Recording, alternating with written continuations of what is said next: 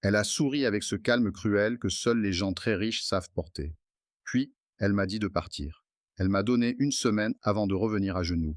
Alors j'ai posé mes clés sur le marbre. Je n'ai pas crié. Je n'ai pas supplié. Je suis sorti.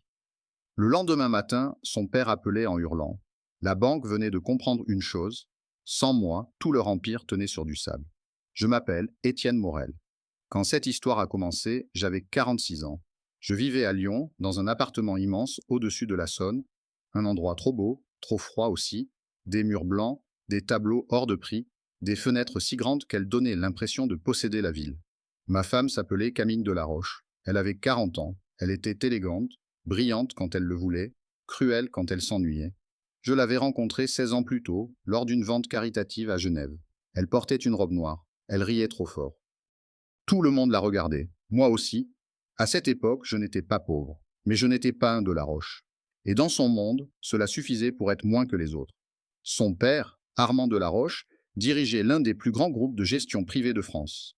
Un nom ancien, des bureaux à Paris, Lyon, Genève et Monaco, des clients qui ne donnaient jamais leurs vrais problèmes au téléphone, des fortunes discrètes, des familles qui souriaient en public et se déchiraient en privé.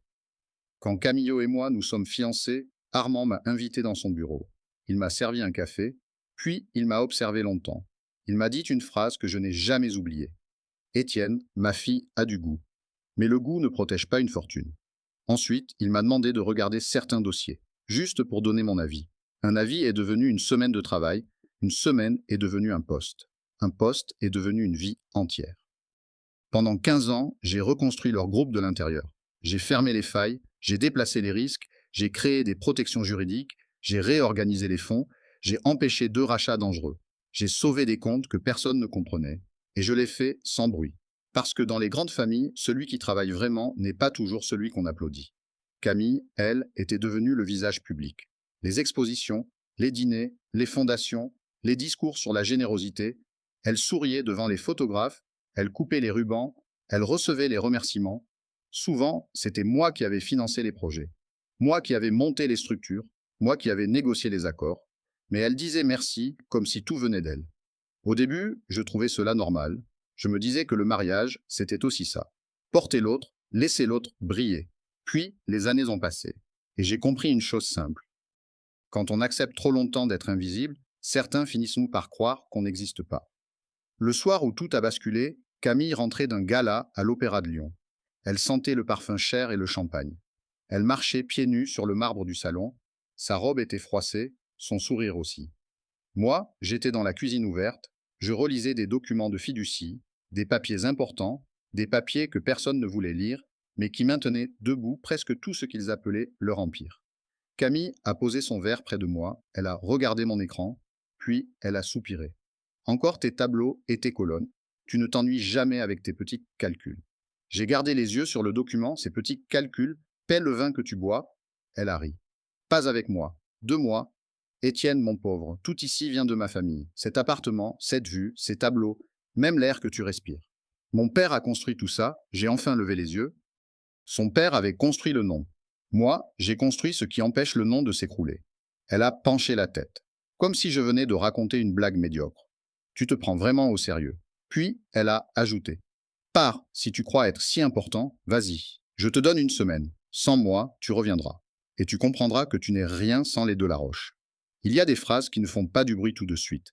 Elles tombent doucement, puis elles cassent quelque chose à l'intérieur. Je l'ai regardée, elle le pensait vraiment. Elle croyait que j'étais un meuble, un employé bien habillé, un mari pratique, un homme utile mais remplaçable. Alors je n'ai pas répondu. J'ai fouillé dans ma poche, j'ai sorti mes clés, la clé de l'appartement, la clé de la voiture, le badge de l'ascenseur privé. Je les ai posées une par une sur le marbre. Le petit bruit du métal a rempli toute la pièce. Camille a cessé de sourire. Qu'est-ce que tu fais? Tu m'as dit de partir. Alors je pars. J'ai pris mon manteau. Elle a reculé d'un pas. Tu fais ton théâtre, maintenant. Je n'ai pas répondu. Elle a haussé la voix. Demain, je ferai changer les serrures. J'ai ouvert la porte. Très bien, change-les. Puis je suis sorti. Je n'ai pas pris l'ascenseur. J'ai descendu les étages à pied, lentement. J'avais besoin de sentir chaque marche. J'avais besoin de comprendre que je ne quittais pas seulement un appartement. Je quittais une illusion. Dans le hall, le gardien m'a salué avec surprise. Je lui ai rendu son salut. Dehors, l'air de Lyon était froid. Le quai était presque vide. La ville dormait. Camille aussi allait dormir. Elle allait poser sa tête sur un oreiller de soie. Elle allait croire qu'elle avait gagné. Moi, j'ai sorti mon téléphone. J'ai envoyé 3 messages à 3 avocats différents. Un seul mot, exécuté. Ensuite, une voiture noire est arrivée. Pas celle de Camille, pas celle de son père. Une voiture que j'avais achetée 6 mois plus tôt, au nom d'une société personnelle qu'il ne connaissait pas. Je suis monté à l'arrière, je n'ai pas demandé un hôtel, j'ai demandé mon bureau privé, un petit bureau à la Croix-Rousse, discret, sans plaque, sans réception dorée. C'était là que je préparais ma sortie depuis presque 2 ans, pas par vengeance, par prudence. Parce qu'un homme qu'on humilie tous les jours finit par apprendre à regarder les portes de secours. J'ai allumé les écrans, les systèmes étaient prêts. Rien d'illégal, rien de brutal. Juste des mécanismes prévus dans les contrats, des autorisations personnelles, des garanties que j'avais données, des accès que j'étais libre de retirer. À partir de cette nuit-là, les comptes pouvaient continuer à exister. Mais ils ne pouvaient plus fonctionner comme avant.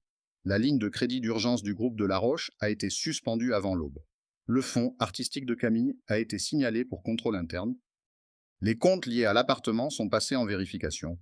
Les signatures automatiques ont cessé de valider les transferts. Les procédures que j'avais créées pour protéger la famille se sont retournées vers leur fonction première. Elles ont protégé ce qui était à moi. Je suis resté assis devant les écrans, une tasse de café noir à la main. La ville devenait bleue derrière les vitres. Je n'étais pas heureux, je n'étais même pas soulagé, j'étais calme. Et ce calme me faisait presque peur. Vers le matin, le premier appel est arrivé. Armand Delaroche, je n'ai pas répondu. Puis un deuxième appel, puis un troisième. Au quatrième, j'ai décroché. Sa voix était basse. Mais je connaissais Armand. Quand il parlait bas, c'est qu'il se retenait de hurler. Étienne. Qu'est-ce qui se passe? Bonjour Armand, ne me dis pas bonjour. La banque vient de m'appeler. Ils parlent d'une suspension de garantie. Ils disent que les tirages sont bloqués. C'est exact. Silence. Explique. J'ai retiré mes autorisations personnelles cette nuit. La ligne d'urgence reposait sur ma signature de garant et d'administrateur. Sans cette signature, personne ne peut engager de nouveaux fonds. Tu ne peux pas faire ça. Il s'est arrêté au milieu de sa phrase. Parce qu'il savait. Bien sûr que je pouvais.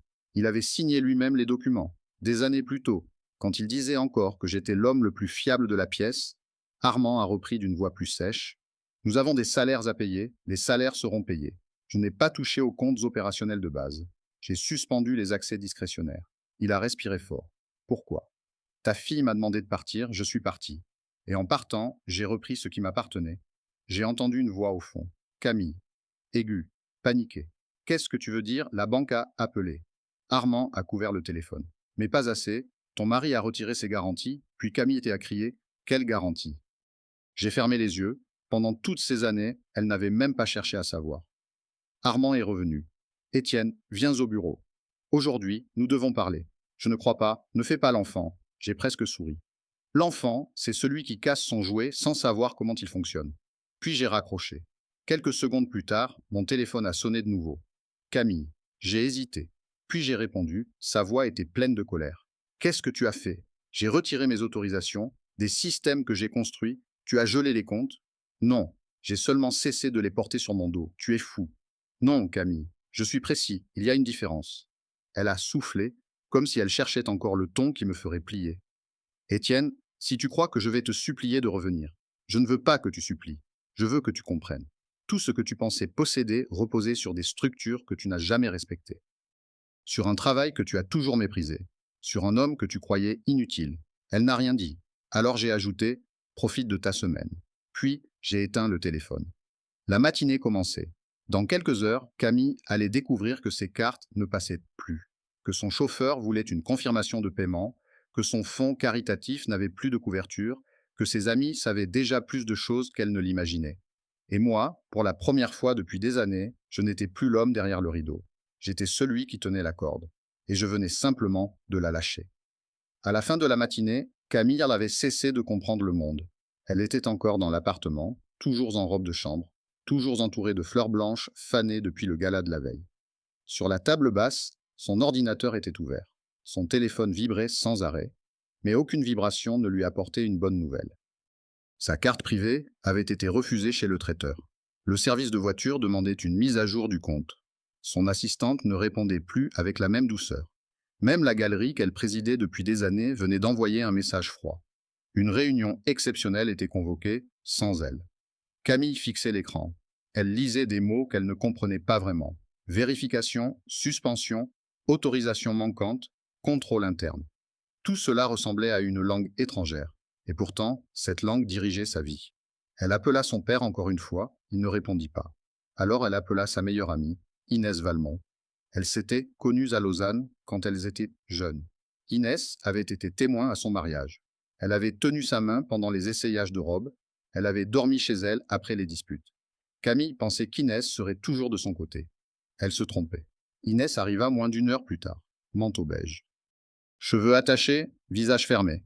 Elle entra sans embrasser Camille. Ce seul détail suffit à faire trembler quelque chose dans la pièce. « Tu sais déjà, » dit Camille. Inès posa son sac sur le canapé. « Oui, qui te l'a dit ?»« Étienne. » Le silence tomba. Camille cligna des yeux. « Étienne t'a appelé ?»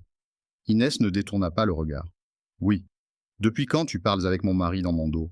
Depuis que j'ai compris que tu étais en train de le détruire. » Camille se redressa. « Pardon. » Inès sortit son téléphone. Elle ne criait pas, c'était pire. Elle était calme. Elle montra des messages, pas des messages d'amour, pas des secrets honteux, des conversations claires. Étienne y parlait de fatigue, de solitude, de Camille qui le rabaissait devant les autres, de soirées où il rentrait blessé et faisait semblant de ne rien sentir. Camille parcourut les lignes, ses doigts tremblaient. « Tu savais, je voyais. Ce n'est pas pareil. » Inès hocha la tête. « Non, Camille, c'est pire, parce que je t'ai vu faire. À chaque dîner, tu le présentais comme l'homme des chiffres, jamais comme ton mari. À chaque réception, tu laissais les autres croire qu'il travaillait pour ton père, jamais avec lui. À chaque fois qu'il essayait de t'expliquer quelque chose, tu levais les yeux au ciel. » Camille serra les lèvres. Il dramatisait tout. Non, il minimisait tout. Pour te protéger, pour protéger votre fille, pour protéger le nom de ta famille. Camille se leva brusquement. « Ne parle pas de ma fille. » Inès inspira lentement. « Justement, parlons de Juliette. » Camille pâlit. Juliette avait 16 ans, presque 17, une jeune fille intelligente. Trop silencieuse ces derniers mois, trop attentive aussi. Inès reprit. Elle entend tout. Elle voit tout. Elle sait quand tu mens, tu crois la protéger, mais tu lui apprends seulement à mépriser un homme bon. Camille secoua la tête. Tu ne comprends rien, je voulais divorcer parce que j'ai tout fait. Inès la regarda longuement. Étienne sait. Le visage de Camille se vida. Quoi? Il sait que tu as consulté des avocats, il sait que tu voulais demander la majorité des biens, il sait que tu comptais dire qu'il n'avait jamais vraiment contribué à la fortune familiale. Camille recula jusqu'au dossier d'un fauteuil, qui lui a dit « Moi ?» La réponse fut simple. Terrible. Camille ouvrit la bouche, aucun son ne sortit. Inès reprit plus doucement. « Je t'ai aimé comme une sœur, mais je ne pouvais pas te laisser faire ça. Tu voulais faire passer Étienne pour un profiteur, alors que tout le monde savait qu'il avait construit les fondations. Tout le monde. » Ce dernier mot resta suspendu. Tout le monde savait, pas Camille. Ou plutôt, Camille avait refusé de savoir. Elle avait préféré un monde où elle brillait seule, un monde où Étienne était là pour régler les choses, mais jamais assez important pour être remercié. Inès reprit son sac. Il m'a appelé cette nuit, après son départ. Tu sais ce qu'il m'a demandé? Camille murmura. De t'aider à le défendre. Non. Il m'a demandé de passer te voir, pour vérifier que tu allais bien, même après ce que tu lui as dit, même après tout. C'est ça, Étienne. Et toi, tu l'as traité comme un domestique bien payé. Camille sentit les larmes monter, mais elle était trop fière pour les laisser tomber. Sors de chez moi. Inès hocha la tête. Je vais partir. Mais écoute-moi bien, quand tu vas appeler les gens que tu crois être tes amis, tu vas découvrir quelque chose. Beaucoup ont toujours respecté Étienne, plus qu'ils ne t'ont aimé. Elle marcha vers la porte, puis elle s'arrêta. Il n'a pas détruit ta vie, Camille. Il a seulement cessé de la financer. La porte se referma doucement, Camille resta seule. Le silence de l'appartement lui parut immense. Elle regarda les tableaux, les sculptures, les meubles choisis dans des catalogues privés. Pendant des années, elle avait cru que toutes ces choses prouvaient sa valeur. Maintenant, elle semblait seulement l'accuser. Son téléphone vibra, un message de son père. Bureau. Maintenant, nous devons limiter les dégâts. Camille enfila un manteau. Elle ne prit pas le temps de se maquiller. Dans l'ascenseur, elle vit son reflet. Pour la première fois depuis longtemps, elle ne se trouva pas élégante. Elle se trouva perdue. Le siège du groupe Delaroche occupait un immeuble discret près de la place Bellecour. Pas de logo criard, pas d'entrée spectaculaire. Seulement une façade ancienne, des vitres sombres et des gens qui savaient parler bas. Quand Camille arriva, la réceptionniste ne lui sourit pas comme d'habitude. Elle dit simplement que M. Delaroche l'attendait. Dans le bureau de son père, Deux personnes étaient assises. Une femme âgée, avec des lunettes fines. Un homme plus jeune, costume sombre, dossier en cuir sur les genoux. Armand était debout près de la fenêtre. Il ne se retourna pas tout de suite. Camille sentit immédiatement que ce n'était pas une conversation familiale. C'était une crise. « Assieds-toi, dit-il. » Elle obéit.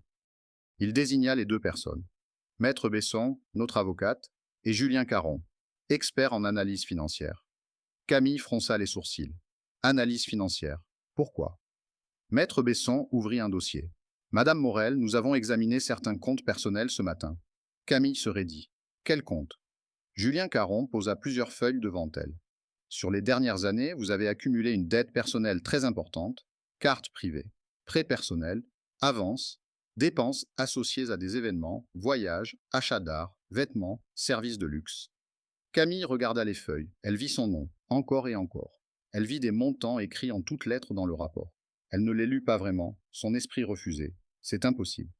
Armand se tourna enfin, sa voix était froide. C'est très possible, et c'est très documenté. Je croyais que tout passait par la maison. Justement, dit Julien, vous l'avez cru, mais ce n'était pas le cas.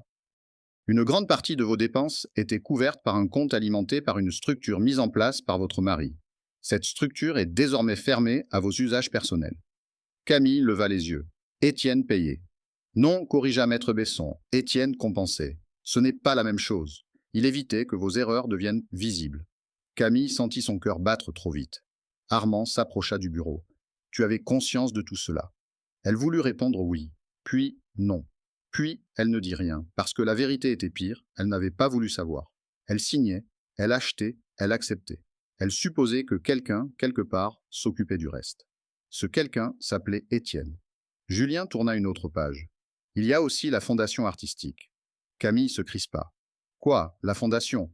Elle est en déficit depuis longtemps. Votre mari a effectué plusieurs apports personnels pour éviter un scandale public. Ces apports ont cessé cette nuit. Camille murmura. La réunion de la galerie. Armande répondit à sa place. Le conseil t'a suspendu, temporairement pour l'instant. Mais cela deviendra public si nous n'agissons pas vite. Camille se leva. Ils n'ont pas le droit. Armand frappa la table de sa main. Assez. Elle sursauta. Son père ne criait presque jamais. Là, sa voix tremblait de rage. Tu as dépensé sans compter, tu as confondu réputation et compétence, tu as ridiculisé l'homme qui réparait tes fautes, et maintenant, tu viens me parler de droit. Camille sentit les larmes couler enfin. Papa, ne m'appelle pas comme ça pour échapper aux conséquences. Le silence fut brutal. Maître Besson referma doucement son dossier. Il faut contacter M. Morel, négocier un retour partiel de ses autorisations, ou au moins une transition. Armand passa une main sur son visage. Il ne reviendra pas pour Camille. Non, dit l'avocate. Mais il pourrait revenir pour l'entreprise. Camille secoua la tête. Vous ne le connaissez pas? Quand Étienne ferme une porte, il ne revient pas. Armand la fixa avec une tristesse dure. Alors il fallait peut-être éviter de lui dire de sortir. Camille baissa la tête. Elle avait voulu le voir revenir à genoux. À la place, c'était tout son monde qui commençait à tomber. Je n'avais pas vu Juliette depuis 2 jours. Pas vraiment. Elle m'avait envoyé quelques messages courts, des mots prudents, des phrases d'adolescente qui ne veut pas trahir sa mère, mais qui ne veut pas non plus perdre son père. Camille l'avait gardé près d'elle. Elle lui avait raconté sa version. Bien sûr. Dans cette version, j'étais l'homme froid. L'homme qui avait abandonné sa famille, l'homme qui avait coupé les comptes par orgueil. Mais Juliette n'était plus une enfant, elle entendait les silences, elle voyait les contradictions, elle savait reconnaître les larmes sincères et les larmes utiles. Le jeudi après-midi, mon téléphone a sonné. C'était elle. Sa voix était basse. Papa, tu peux venir me voir? Oui. Où es-tu? À la librairie près des terreaux, celle où on allait quand j'étais petite. J'ai fermé les yeux une seconde. Je revoyais Juliette à 7 ans, assise par terre entre 2 rayons, un livre ouvert sur les genoux, les cheveux en bataille. Moi, à côté d'elle, avec mon ordinateur, je travaillais pendant qu'elle lisait. C'était notre refuge. D'accord, j'arrive. Quand je suis entré dans la librairie, elle était au fond, à la même table qu'autrefois. Elle portait son uniforme du lycée, son sac était posé contre sa chaise, elle avait les yeux rouges. Je me suis assis en face d'elle. Je n'ai pas essayé de la toucher tout de suite. Avec Juliette, il fallait attendre. Elle a parlé la première. Maman dit que tu veux nous détruire. Sa phrase était sèche, mais sa voix tremblait. Elle dit que tu as tout bloqué, que grand-père risque de perdre l'entreprise, que nous allons perdre l'appartement. J'ai respiré doucement. Qu'est-ce que toi, tu crois? Elle a serré la mâchoire. Je crois que vous vous êtes disputé, je crois que tu es parti. Mais je ne comprends pas pourquoi tout le reste s'écroule aussi. Je me suis penché légèrement vers elle. Parce que beaucoup de choses ne tenaient pas par magie. Elles tenaient par mon travail, par mes signatures, par mes garanties, par des structures que j'ai construites pendant des années. Quand ta mère m'a demandé de partir, je suis parti. Et j'ai retiré ce qui dépendait de moi. Elle me fixa. Donc tu l'as fait exprès. Oui. Je ne vais pas te mentir. Je l'ai fait exprès. Ses yeux brillèrent. C'est dur, papa. Je sais. Mais ce n'est pas une punition contre toi, ni contre la famille. C'est une limite. Une limite que j'aurais dû poser bien plus tôt. Elle baissa les yeux vers ses mains. Maman dit que tu veux la faire souffrir. Non, je veux arrêter de souffrir à sa place. Cette phrase resta entre nous. Juliette ne répondit pas. Alors j'ai continué. Il y a des choses que tu dois savoir. Je n'aurais pas voulu te les dire maintenant, mais ta mère a commencé à te raconter une histoire où je suis le seul coupable, et tu mérites mieux que ça. Elle releva la tête. Quoi? Ta mère préparait un divorce depuis plusieurs mois. Elle avait rencontré des avocats, elle voulait présenter les choses comme si je n'avais jamais vraiment contribué à la fortune de Laroche. Comme si j'avais profité d'elle. Comme si j'étais entré dans cette famille pour prendre ce qui ne m'appartenait pas. Juliette ouvrit la bouche, puis la referma. C'est vrai? Oui. Comment tu le sais? Inès me l'a dit, puis j'ai trouvé d'autres preuves. Des courriels, des rendez-vous, des documents. Juliette pâlit. Inès, sa meilleure amie. Oui, elle a essayé de l'arrêter. Camille n'a pas écouté. Juliette se frotta le front, comme si son crâne lui faisait mal. Pourquoi tu ne me l'as pas dit avant? Parce que tu es ma fille, pas mon juge. Tu ne devais pas être placée entre nous. Je pensais te protéger. Peut-être que j'ai eu tort. Elle resta silencieuse longtemps. Autour de nous, les gens tournèrent les pages, un vendeur rangeait des livres. La vie continuait, avec une indécence tranquille. Puis, Juliette murmura « Et Lucas ?» Mon cœur s'est serré. Lucas, mon fils. Il avait 24 ans, il était né avant ma rencontre avec Camille. Je n'avais jamais caché son existence à ma femme, jamais. Mais Camille ne l'avait jamais accepté. Pour elle, Lucas était une erreur du passé. Une présence qui salissait l'image parfaite de notre famille. Je payais ses études, je le voyais, je l'aimais, mais je le voyais séparément, comme si l'amour devait être organisé dans des calendriers secrets. Juliette me regarda avec une douleur nouvelle. Maman dit que tu es sûrement avec lui, que tu as choisi ton autre famille. J'ai senti une colère froide monter, mais je l'ai retenue. Lucas n'est pas mon autre famille. Il est mon fils, et il est ton frère. Elle trembla. Tu aurais dû me le dire. Oui, je sais. J'ai essayé plusieurs fois. Ta mère refusait. Elle disait que ce serait trop compliqué, qu'elle ne voulait pas de lui dans notre maison, qu'elle ne voulait pas que tu t'attaches. Juliette essuya une larme d'un geste rapide. Tu l'as laissé décider. Cette fois, la phrase m'a frappé en plein cœur. Oui. Et c'est une faute que je porterai longtemps, je pensais éviter une guerre. En réalité, j'ai privé mes 2 enfants d'une partie de leur histoire. Elle inspira, je veux le rencontrer. J'ai levé les yeux vers elle, tu es sûr? Oui. S'il est mon frère, je veux le connaître. Et si maman m'a caché ça, alors je veux savoir ce qu'elle m'a encore caché. J'ai sorti mon téléphone. J'ai écrit à Lucas, ta sœur veut te rencontrer. Es-tu libre ce soir? Sa réponse est arrivée presque aussitôt. Il a écrit qu'il attendait ce moment depuis toujours. Juliette a pleuré pour de bon, pas fort, pas comme Camille. Des larmes silencieuses, des larmes qui lavent quelque chose. Je lui ai proposé un dîner simple. Un petit restaurant italien près des quais, elle a hoché la tête, puis elle m'a demandé « Tu vas divorcer de maman ?» Oui. Je suis désolé, elle va dire que c'est à cause de l'argent. Ce n'est pas à cause de l'argent. L'argent a seulement montré la vérité. Le vrai problème, c'est le mépris. Ta mère ne m'a jamais vu comme un partenaire. Elle m'a vu comme une fonction, un homme pratique, un homme utile, mais pas un égal. Juliette posa sa main sur la mienne. Je ne pense pas que tu sois un monstre. Je pense que tu es fatigué d'être invisible. Ces mots m'ont brisé plus que toutes les insultes de Camille. Parce qu'ils étaient justes, je lui ai serré la main. Merci de m'écouter. Elle a baissé la voix. Quand tout sera fini, tu ne vas pas disparaître. Non, jamais. Ta mère et moi, c'est terminé. Mais toi, tu es ma fille. Cela ne changera pas. Elle a respiré comme si elle retenait ce souffle depuis 2 jours. Alors allons rencontrer mon frère. Avant de continuer, permettez-moi une petite pause. Si cette histoire vous touche, votre soutien compte vraiment. Abonnez-vous à la chaîne si vous aimez ces récits et laissez un j'aime sous la vidéo. Cela aide énormément notre travail. Cela nous permet de vous offrir d'autres histoires fortes, humaines et pleines d'émotions. Le lundi suivant, Armand convoqua une réunion d'urgence au siège du groupe de La Roche. Je n'étais pas invité, officiellement, mais je savais qu'elle avait lieu. Les calendriers internes n'avaient pas encore été nettoyés. Ironie cruelle. Les systèmes que j'avais bâtis continuèrent de me parler. Je ne voulais pas espionner. Je voulais seulement comprendre jusqu'où ils étaient prêts à aller. Vers le milieu de la matinée, j'ai reçu un message d'un numéro inconnu. Tu dois entendre ça. Un lien audio suivait. Quelqu'un, dans la salle du conseil, transmettait la réunion en direct. Je suis resté immobile. Puis, j'ai mis mes écouteurs. La voix d'Armand est arrivée, plus usée que je ne l'avais jamais entendue. Merci d'être venu si vite. Nous traversons une crise majeure. Une voix d'homme l'interrompit. Nous le savons, Armand. Ton gendre a retiré la charpente pendant que nous étions encore dans la maison. C'était Gérard Lemaître, ancien associé d'Armand, membre respecté du conseil, un homme qui m'avait toujours salué correctement, pas chaleureusement, mais correctement.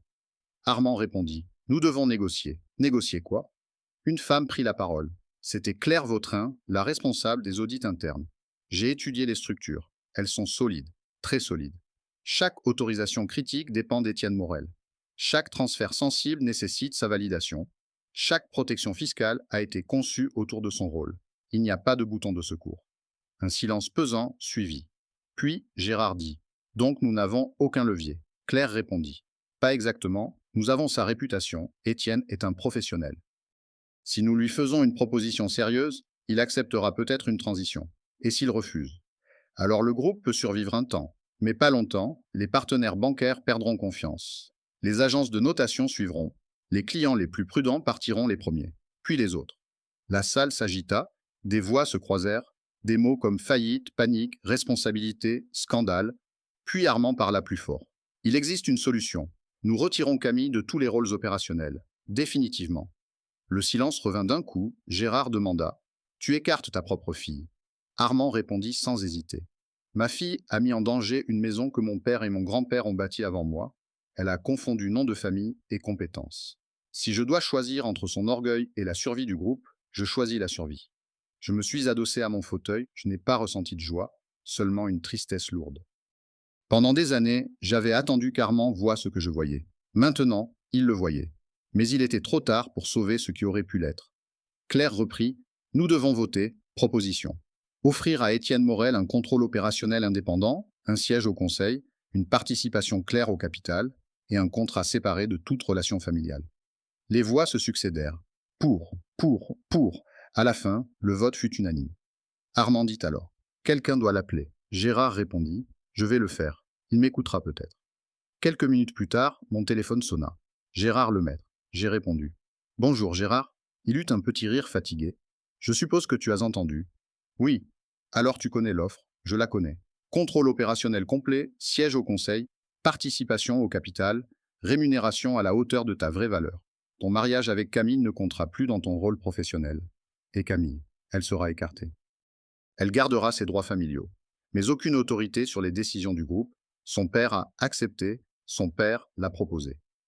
Je regardais par la fenêtre, la ville semblait plus calme que moi. Gérard reprit. Étienne, je vais être direct. Nous aurions dû te donner cette place depuis longtemps. Nous avons préféré le confort du nom Delaroche à l'évidence de ta compétence. C'était une erreur. Je vais réfléchir. Ne réfléchis pas trop longtemps, les banques attendent, les clientes aussi. Il raccrocha. Je suis resté seul dans mon bureau. La porte que Camille avait voulu me fermer venait de s'ouvrir sur autre chose. Pas un retour, pas une réconciliation, une reconnaissance. Et parfois, la reconnaissance arrive si tard qu'elle ressemble presque à des excuses. Quelques jours après la réunion du conseil, une enveloppe est arrivée à mon bureau. Elle ne portait aucun nom d'expéditeur, seulement mon nom, imprimé sur une étiquette blanche. Étienne Morel. Mon assistante l'avait posée sur mon bureau avec prudence. Elle m'a dit que le coursier n'avait pas voulu attendre de reçu. J'ai attendu qu'elle sorte. Puis, j'ai ouvert l'enveloppe.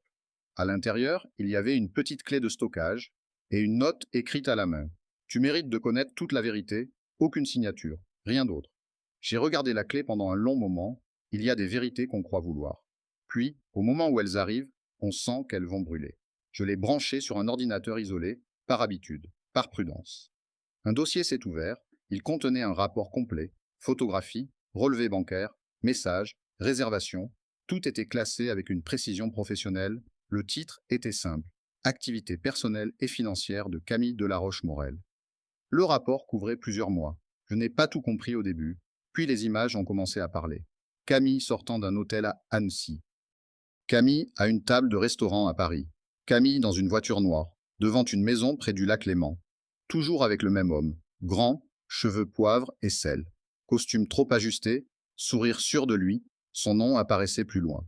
Damien Roche, galériste à Paris, divorcé, fortune familiale, relation dans le monde de l'art, le genre d'homme que Camille admirait, pas parce qu'il était meilleur, parce qu'il portait son argent comme une preuve de supériorité. J'ai continué à lire. Le rapport disait qu'ils se voyaient depuis longtemps. Des week-ends présentés comme des déplacements professionnels, des voyages payés avec des cartes personnelles, des cadeaux, des chambres, des dîners, des billets et surtout des messages. Je n'aurais pas dû les lire, mais je les ai lus, il ne se doute de rien, il vit dans ses dossiers. Bientôt je serai libre. Mon avocat dit qu'il faut attendre le bon moment. Si je pars maintenant, il peut encore défendre sa part. Je veux sortir proprement. Avec le nom, avec l'argent, sans le poids mort, c'était moi. Je suis resté immobile. Une douleur étrange m'a traversé. Ce n'était pas la jalousie, pas vraiment. L'amour était déjà mort depuis longtemps, mais le mépris, lui, respirait encore. Je savais que Camille et moi ne me respectaient pas. Je ne savais pas qu'elle préparait ma disparition comme on prépare une transaction. Tout était là. Les mots, les dates écrites en toutes lettres, les lieux, les sommes indiquées sans pudeur, tout ce qu'elle aurait voulu nier avait déjà été conservé. Mon téléphone a sonné, Gérard Lemaître. J'ai décroché sans quitter l'écran des yeux. Tu as reçu l'enveloppe, dit-il. C'était donc toi? Oui. Pourquoi? Parce que je voulais savoir. Sa voix était grave. Depuis des années, je regardais Camille te traiter comme un subalterne. Je me disais que tu supportais cela pour la paix du foyer. Puis, j'ai entendu parler du divorce qu'elle préparait. Alors j'ai engagé quelqu'un, je ne m'attendais pas à tout ça. Tu aurais dû me prévenir, peut-être. Mais si je t'avais prévenu, tu aurais refusé de regarder. Il avait raison, j'aurais refusé. Parce qu'il y avait encore en moi un reste de loyauté, une partie ridicule, une partie qui disait que la femme que j'avais aimée ne pouvait pas aller si loin. Gérard reprit, je ne te donne pas cela pour te pousser à la vengeance. Je te le donne pour que tu ne sois pas détruit par une histoire inventée. Camille voulait te faire passer pour un homme intéressé. Maintenant, tu peux prouver qui a profité de qui. J'ai fermé le dossier, pas supprimé, seulement fermé. Et si je rends tout public, elle sera finie. Oui, mais elle était prête à te faire la même chose. Je n'ai pas répondu. La vérité n'est pas toujours libératrice. Parfois, elle est seulement lourde. Après l'appel, je suis resté seul. Je pensais à Juliette, à Lucas, à cette famille que j'avais voulu maintenir debout avec des mensonges de silence. Puis un message de Juliette est arrivé. Papa, est-ce que je peux dormir chez toi cette semaine? Je n'arrive plus à rester avec maman. Elle pleure. Puis, elle accuse tout le monde. Je lui ai répondu aussitôt. Bien sûr, la chambre est prête, un autre message est arrivé. Lucas peut venir dîner demain, il me fait rire. J'ai souri malgré moi. Oui, il sera heureux. J'ai regardé une dernière fois l'écran fermé. Pendant des années, j'avais cru que ma maison était cet appartement de marbre. Puis, j'avais cru que ma maison était l'entreprise. Mais ce soir-là, j'ai compris. Ma maison, c'était peut-être seulement une table avec mes 2 enfants autour. Le lendemain, Camille est arrivée à mon bureau sans prévenir. Mon assistante a essayé de l'arrêter. Camille l'a dépassée comme si les portes existaient encore pour s'ouvrir devant elle. Elle est entrée dans mon bureau, cheveux attachés à la hâte, visage pâle, manteau posé sur les épaules. On doit parler. Je n'ai pas levé la voix. Tu aurais dû appeler. J'ai appelé. Tu as bloqué mon numéro. J'ai bloqué ton numéro personnel. Ton avocate peut joindre mon avocate. C'est comme cela que nous parlons maintenant. Elle a fermé la porte. Le geste était moins assuré que d'habitude. Étienne, s'il te plaît, on peut parler comme 2 êtres humains. Quelques minutes. J'ai désigné le fauteuil. Elle s'est assise. Ses mains serraient son sac. Je sais que tu es en colère. Je sais que j'ai dit des choses horribles. Mais ce que tu fais est en train de tout détruire. Je ne détruis rien, j'ai retiré mes garanties. Le reste révèle simplement sa fragilité. Elle secoua la tête. Mon père ne dort plus. La fondation me rejette. Les gens ne me répondent plus. On me traite comme si j'étais une fraude. Tu as dépensé de l'argent que tu n'avais pas. Tu as laissé les autres croire que tu dirigeais ce que tu ne comprenais pas. Et tu as méprisé la personne qui couvrait tes erreurs. Ce n'est pas moi qui ai créé cette image. C'est toi. Ses yeux devinrent humides. On peut réparer. Faire une pause. Voir quelqu'un. Parler. Je l'ai interrompue. Je sais pour Damien. Elle s'est figée. Tout son corps a compris avant son visage. J'ai continué. Les hôtels, les voyages, les messages, les achats, les week-ends que tu appelais des réunions de galerie. Je sais. Camille a posé une main sur sa bouche. Qui t'a donné ça? Peu importe. Elle se pencha vers moi. Étienne, si mon père apprend cela, il me coupe de tout. Si le conseil apprend cela, je ne retrouverai jamais ma place. Si la presse apprend cela, je suis morte. Non, tu ne serais pas morte. Tu serais vue, peut-être pour la première fois. Elle a commencé à pleurer. Ce n'était plus la colère de l'appartement, c'était la peur, la vraie. Tu vas me faire chanter. Non, je vais te donner un choix. Elle leva les yeux. Tu acceptes un divorce propre, tu acceptes une répartition juste, tu ne mens pas devant un juge, tu ne m'accuses pas d'avoir profité de ta famille, tu ne mets pas Juliette contre moi. Et tu ne t'opposes plus jamais à la présence de Lucas dans ma vie, ni dans celle de sa sœur. Elle respira difficilement. Et si je refuse? Alors tout ira au tribunal. Et tout deviendra public, pas par vengeance, par défense. Je protégerai mon nom, je protégerai mes enfants. Je ne te laisserai plus écrire l'histoire à ma place. Camille baissa la tête. Je ne voulais pas que ça aille si loin. Tu voulais aller plus loin encore. Tu voulais me sortir de ma propre vie. Avec un sourire propre, avec des avocats chers, avec une histoire dans laquelle tu étais la victime. Elle murmura. Je me sentais prisonnière. J'ai répondu doucement. Tu étais prisonnière d'un confort que tu refusais de comprendre. Elle pleura plus fort. Pendant un instant, j'ai revu la jeune femme de Genève. Celle qui riait devant un tableau, celle dont j'étais tombé amoureux. Puis, l'image a disparu. Il ne restait qu'une femme qui avait tout confondu, l'amour et l'avantage, la loyauté et la faiblesse, le silence et l'ignorance. Elle se leva lentement. Qu'est-ce qui va m'arriver? Tu vas parler à ton avocate, tu vas signer des accords raisonnables, tu vas apprendre à vivre sans que quelqu'un répare tout derrière toi. Et Juliette?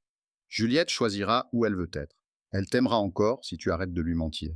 Mais si tu l'utilises contre moi, je réagirai. Elle hocha la tête. À la porte, elle se retourna. Je suis désolé. Pour ce que ça vaut. Je l'ai regardé. Je crois que tu l'es. Mais être désolé ne reconstruit pas ce qu'on a cassé. Cela prouve seulement qu'on voit enfin les morceaux. Elle est partie sans un mot de plus.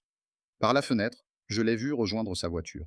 Elle marchait lentement, plus petite qu'avant, moins certaine, presque humaine. Mon téléphone vibra, un message d'Armand. Nous devons nous voir, je veux te faire une proposition officielle. J'ai répondu. Demain matin, dans ton bureau. Puis j'ai posé le téléphone. La guerre n'était pas finie. Mais le mensonge, lui, venait de perdre sa plus grande arme. La médiation eut lieu dans un immeuble neutre, près de la Part-Dieu.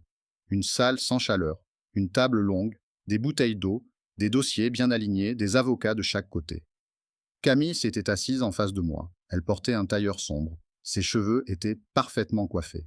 Mais son visage disait autre chose. La fatigue, la peur. Et peut-être, enfin, la honte. La médiatrice s'appelait Maître Élise Renaud. Elle avait une voix calme, une voix de personne habituée à voir des familles riches se déchirer avec des mots polis. Elle ouvrit la séance. Monsieur Morel, votre conseil a transmis une proposition. Souhaitez-vous la résumer? Mon avocate, Anne Fournier, prit la parole. Mon client propose une séparation nette. Madame Delaroche-Morel conserve son fonds personnel familial. Elle conserve les œuvres qu'elle a acquises en son nom propre. Monsieur Morel conserve ses participations professionnelles, ses comptes séparés, ainsi que les sociétés qu'il a créées avant la rupture. L'avocat de Camille se pencha en avant. C'est insuffisant. Madame Morel a consacré des années à ce mariage. Anne ne cligna même pas des yeux. Madame Morel a surtout accumulé des dettes personnelles importantes. Elle a aussi utilisé des ressources familiales pour financer une relation extra-conjugale. Nous avons les preuves. Camille baissa les yeux. Son avocat lui murmura quelque chose. Elle ne répondit pas. Anne continua. Nous demandons également une garde partagée respectueuse pour Juliette, sans manipulation, sans interdiction, sans tentative d'isoler l'enfant de son père, et surtout, aucune restriction ne sera imposée à la relation entre M. Morel, son fils Lucas et Juliette. Cela s'arrête aujourd'hui. La médiatrice me regarda. Souhaitez-vous ajouter quelque chose? Oui. Juliette décidera elle-même du temps qu'elle veut passer chez chacun de nous. Elle est assez grande pour être entendue. Je ne veux pas la prendre à sa mère. Je veux seulement qu'on cesse de l'utiliser. Camille releva la tête. Sa voix était faible. Et l'appartement appartient à une structure que je contrôle. Tu peux y rester quelques mois, le temps de trouver autre chose. Après cela, il sera vendu ou réaffecté. Elle pâlit. Quelques mois seulement. J'ai répondu sans dureté. Tu m'as demandé de partir le soir même, sans rien. Quelques mois, c'est plus que ce que tu m'as offert. Elle ferma les yeux, il y eut un long silence. Puis, elle demanda. Si je signe, tu ne parleras pas de Damienne. Je ne cherche pas à t'humilier, je veux être libre. Si tu acceptes un accord juste, cette histoire restera entre les avocats. Mais si tu attaques mon honneur, je défendrai mon nom. Camille essuya une larme. Cette fois, elle ne jouait pas. Je le sentis. Elle avait perdu l'envie de gagner. Il ne restait que le besoin d'arrêter la chute. D'accord, dit-elle, je signe. Son avocat tenta de protester, elle leva la main. Non, c'est fini, j'ai fait assez de dégâts. Les signatures prirent du temps, beaucoup plus que les adieux. Quand tout fut terminé, Camille se leva. Elle me regarda, pas comme avant, pas avec mépris, pas avec colère, avec une sorte de lucidité triste. Étienne, je suis désolé. J'ai hoché la tête. Je sais, elle attendait peut-être autre chose. Une phrase tendre, une porte ouverte, un reste de nous. Mais il n'y avait plus rien à sauver. Alors elle est partie, sans bruit. Anne rangea ses dossiers, elle sembla satisfaite. Cela aurait pu être beaucoup plus violent. Oui. Mais parfois, les gens signent seulement quand ils voient le précipice. Je suis sorti dans la lumière du soir. Lyon semblait différente. Ou peut-être que c'était moi. Mon téléphone vibra. Juliette. C'est terminé. J'ai répondu. Oui. Quelques secondes plus tard, elle écrivit. Lucas et moi préparons le dîner chez toi. Ne sois pas en retard. J'ai souri. Pour la première fois depuis longtemps, rentrer quelque part avait un vrai sens. Les mois qui suivirent ne furent pas simples. Rien ne se reconstruit en un jour, surtout pas une famille. Juliette passa beaucoup de temps chez moi, puis parfois chez sa mère. Elle apprit à ne plus porter nos blessures comme si elles étaient les siennes. Lucas entra doucement dans sa vie. Ils se disputaient déjà sur la musique, sur les films, sur la meilleure façon de cuire les pâtes. Cela me rendait heureux, bêtement heureux. Un soir, je les ai regardés rire dans ma cuisine. Lucas racontait une histoire absurde. Juliette riait si fort qu'elle en pleurait, et moi, je pensais à toutes les années perdues. Puis j'ai compris que le regret ne devait pas voler ce qui venait enfin de naître. Armand me fit une proposition officielle. Contrôle opérationnel complet. Siège au conseil, participation au capital, contrat indépendant.